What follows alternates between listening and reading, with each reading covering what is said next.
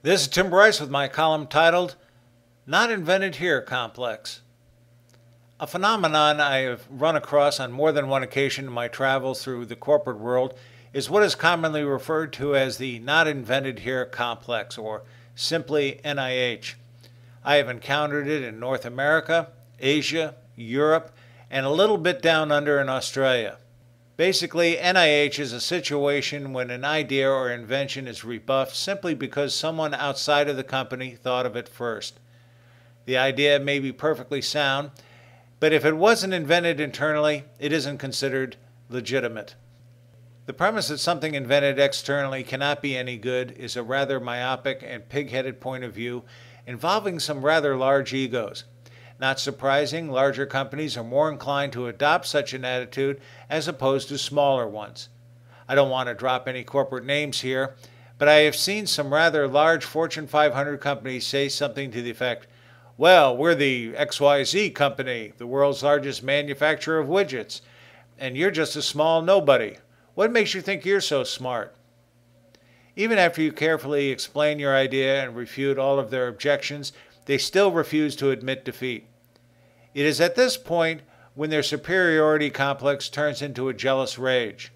Now irritated, they reject the idea or invention and instead become hell-bent on reinventing it themselves. The only problem here is they have difficulty reproducing your invention and inevitably result in paying a lot more than you did. In other words, the people who believe in NIH are the same people incurring exorbitant research and development costs.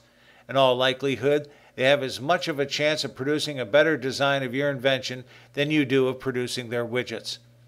I find it interesting when pride clouds people's minds in this regard.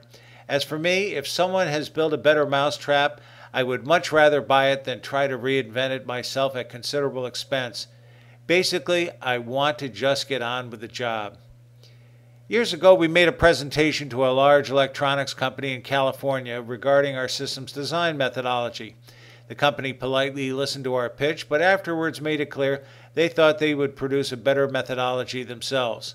After several months and a couple of $1 million trying to reinvent our wheel, they swallowed their pride and purchased our product.